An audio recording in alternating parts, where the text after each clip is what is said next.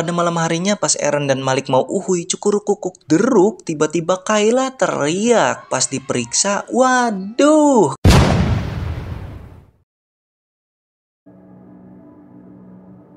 Idih. Di awal film kita diperlihatkan kedua pasangan sesama batang yang ingin pindah ke sebuah kota. Singkat cerita mereka pun sudah sampai di rumah barunya. Dia adalah Kayla si anak dan dia Eren si bapak dan ini adalah Malik si ibu. Saya juga bingung ya, Kayla pas brojol dari mana nih? Apakah dari liang bool? Entahlah, ya mungkin saja anak adopsi atau anak dari Eren atau Malik sewaktu bersama istri perempuan mereka. Cuma mereka sendiri saja yang melenceng dan ini adalah salah satu adegan paling mengerikan teman-teman ya. Sampai merinding saya. Di keesokan harinya Malik dan Kayla pun beberes rumah serta mereka pun melihat kenangan-kenangan di saat Malik dan Eren dulu pas masih masa-masa lebih romantis dari sekarang. Lalu Malik pun memajang foto ia dengan Eren di sebuah papan.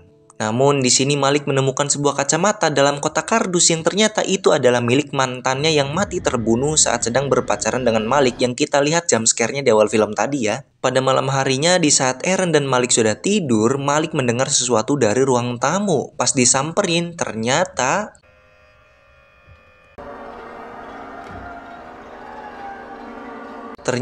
hanya ranting pohon yang ketok-ketok jendela. Di keesokan harinya tiba-tiba rumah mereka kedatangan tamu, yakni tetangga mereka bernama Tiffany. Nah, Tiffany hanya memberikan sebuah persembahan kecil sebagai rasa bentuk penyambutan terhadap mereka.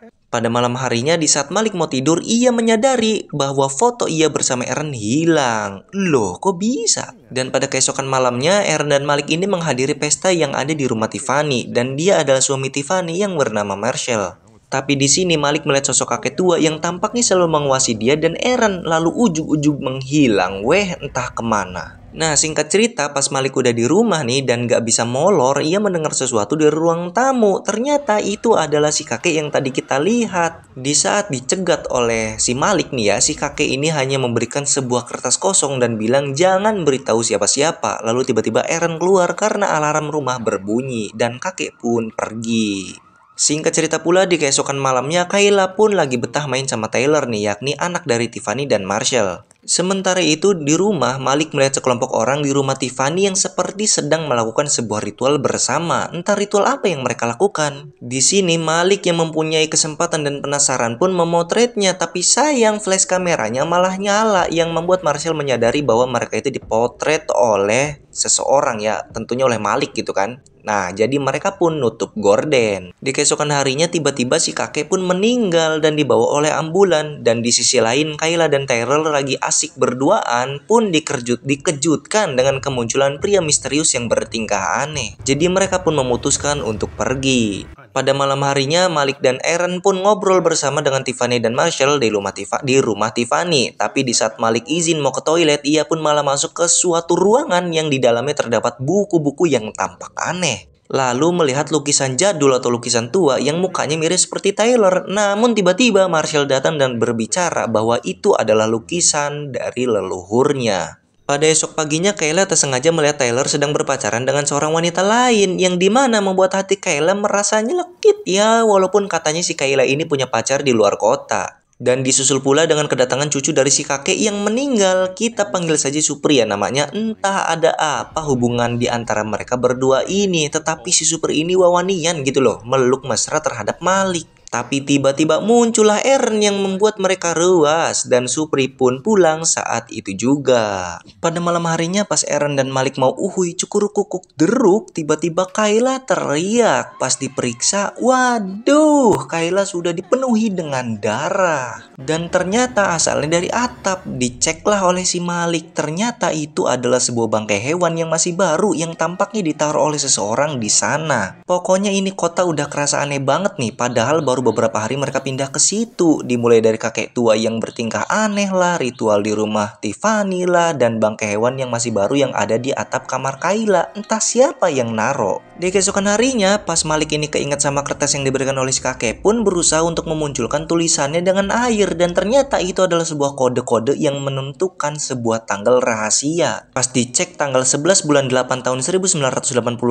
terdapat pasangan sesama sejenis ya, namun ini sesama donat ya, pernah tinggal di kota itu ya mungkin sekitar 10 tahun yang lalu karena saat ini tahun 1995. Yang ternyata pasangan donat itu adalah masih satu keluarga dengan si kakek. Waduh. Dan hal yang mengejutkannya lagi, mereka ini mati terbunuh. Jadi pantesan si Supri meluk-meluk ke si Malik gitu ya, kayak gitulah waktu itu. Soalnya ya keluarganya aja pasangan sesama jenis. Di sini Malik mengajak Eren buat pindah aja dari kota ini karena ia sangat khawatir. Namun Eren bersikeras menolaknya karena ia sudah betah di sini. Dan di saat Malik sedang ada di gudang, ia menemukan bentuk spiral di atap gudang itu. Waduh, tanda apa itu dan siapa yang membuatnya? Di keesokan paginya Malik terkejut melihat komputernya sudah dibongkar. Ternyata itu ulah Eren yang dimana rupanya Malik pernah berselingkuh dengan Supri. Buset, seorang pria yakni Eren diselingkuhi oleh seorang pria yakni Malik. Alah, kacau. Pada malam harinya Malik pun mendatangi rumah Marcel untuk curhat, tapi dia mempunyai kesempatan untuk mengambil salah satu buku yang ada di ruangan waktu itu. Hampir saja ketahuan sama Marcel, tapi di sini Malik langsung pergi sajalah. Malik yang udah nggak bisa pulang ke rumah pun memilih menginap di sebuah penginapan. Lalu tiba-tiba,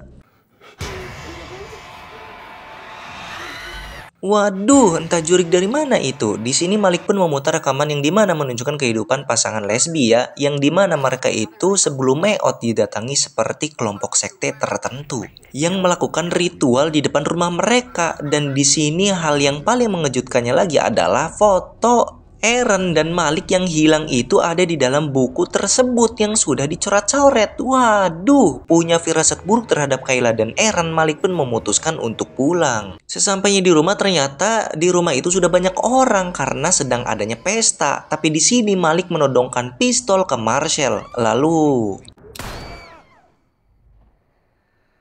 setelah kejadian itu, Malik pun ditahan di sel penjara. Di rumah, Eren yang lagi gabut pun menyalakan komputer dan tak sengaja menemukan kaset milik Malik. Pas diputar, itu menunjukkan rekaman pada tahun 1985 yang mungkin saja Malik dapatkan dari kumpulan video rekaman milik sepasang kekasih lesbi itu. Tapi yang anehnya kok ada Taylor yang dimana jelas-jelas wajahnya itu sama persis kayak sekarang. Maksudnya kan kalau sekarang umur Taylor 19 lah ya kurang lebih lah karena seumuran meren lah sama si Kayla. Harusnya kan dulu masih umur 10 tahun dan masih kecil. Tapi kok di rekaman wajahnya sama. Dan benar saja, di sisi lain Malik yang lagi galau pun didatangi oleh Marcel yang sembuh total padahal jelas-jelas tadi ditembak. Jadi ternyata Marcel sekeluarga adalah manusia yang sudah hidup lebih dari 100 tahun dan setiap 10 tahun sekali mereka akan mencari tumbal istilahnya begitu ya agar mereka abadi dengan ritual kelompok sekte mereka. Tapi di sini tumbalnya entah hanya pasangan sesama jenis ataupun pasangan beda jenis juga kena lah gitu ya. Entahlah. Sementara itu di rumah Eren pun memanggil-manggil Kayla tapi tak kunjung keluar.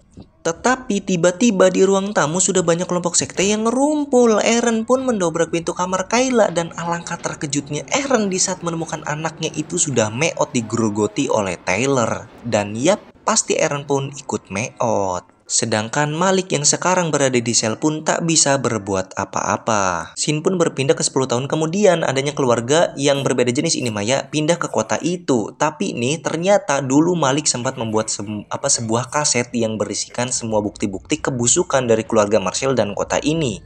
Agar kedepannya tidak ada lagi korban dan siklus mengerikan ini berhenti. Dan mungkin ya selanjutnya keluarga baru ini mendapati kaset yang dibuat oleh Malik itu. Dan film pun tamat. Oke teman-teman, jadi itulah untuk alur cerita filmnya. Gimana? Seru bukan? Oh ya pasti dong seru. Nah jadi di akhir film itu saya juga nggak tahu gitu kan ya nasib Malik selanjutnya. Ya di film juga tidak dijelaskan ya mungkin saja mungkin ya Malik juga ikut meot gitu kan ya. Akibat kan si Marcel ini mengincar mereka berdua gitu kan ya.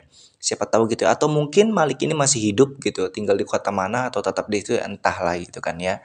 Dan mohon maaf teman-teman ya jika pengaluran cerita filmnya itu kurang lengkap atau gimana gitu ya kurang terasa tuh seperti apa, kalian bisa langsung saja nonton filmnya langsung ya Spiral tahun 2019.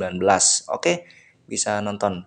Oke Oke, terima kasih telah menyaksikan video ini sampai selesai. Kurang lebihnya mohon maaf. Dan sekian dari saya. Wassalamualaikum warahmatullahi wabarakatuh.